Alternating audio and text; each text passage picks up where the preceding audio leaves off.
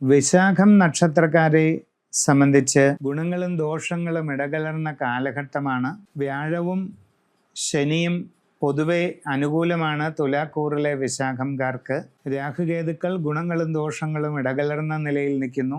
ജോലിയിൽ കുറച്ച് അനുകൂലമായ മാറ്റങ്ങളുണ്ടാകും. കർമ്മരംഗത്ത് ഗുണകരമായിട്ടുള്ള പശ്ചാത്തലം വന്നു ചേരും. നല്ല സാഹചര്യങ്ങൾ നിങ്ങൾക്ക് അനുഭവപ്പെടുന്നതാണ്. പുതിയ സംരംഭങ്ങളിൽ പ്രവേശിക്കാനുള്ള അവസരം വന്നു ചേരുന്നതായിട്ട് കാണുന്നുണ്ട്. ഇതുവരെ പ്രവേശിച്ചിട്ടില്ലാത്ത പുതിയ പ്രവർത്തന മേഖലയിൽ പ്രവേശിച്ച് അതിൽ നല്ല രീതിയിൽ മുമ്പോട്ട് പോകാനുള്ള അവസരം വന്നു ചേരുകയും ചെയ്യും. കച്ചവടക്കാർക്ക് നല്ല സാമ്പത്തിക പുരോഗതി ലഭിക്കുന്നതാണ്. നിങ്ങൾക്ക് നിങ്ങളുടെ ബിസിനസ്സിനെ വർദ്ധിപ്പിക്കുന്നതിനും വിപുലീകരിക്കുന്നതിനുമുള്ള അവസരം വന്നു ചേരും.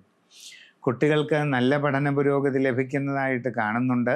കുടുംബത്തിൽ പൊതുവെ അനുകൂലമായിട്ടുള്ള സാഹചര്യങ്ങൾ ഉണ്ടാകും. വിവാഹാദി കാര്യങ്ങളിൽ അധികം വൈകാതെ തീരുമാനമാകുന്നതാണ്. പുതിയ ഗൃഹനിർമ്മാണത്തിന് ആഗ്രഹിക്കുന്നവർക്ക് ഉടനെ തന്നെ അതിന് തുടക്കമിടാനായിട്ട് കഴിയുന്നതാണ്. വസ്തുവാഹനാദികൾ വാങ്ങാനുള്ള അവസരവും ഉണ്ടാകും. പുതിയ ജോലിക്ക് ശ്രമിക്കുന്നവർക്ക് അധികം വൈകാതെ അത് സാധിക്കും. അന്യദേശങ്ങളിൽ ജോലി ചെയ്തുകൊണ്ടിരിക്കുന്നവർക്കും വളരെ അനുകൂലമായിട്ടുള്ള നല്ല സാധ്യതകൾ വന്നു ചേരുന്നതായിട്ട് കാണുന്നുണ്ട്. വിവിധ മേഖലകളിൽ സ്വന്തമായി പല തൊഴിലുകളും ചെയ്തുകൊണ്ടിരിക്കുന്നവർക്ക് ആ രംഗത്തെല്ലാം നല്ല പുരോഗതി ലഭിക്കും.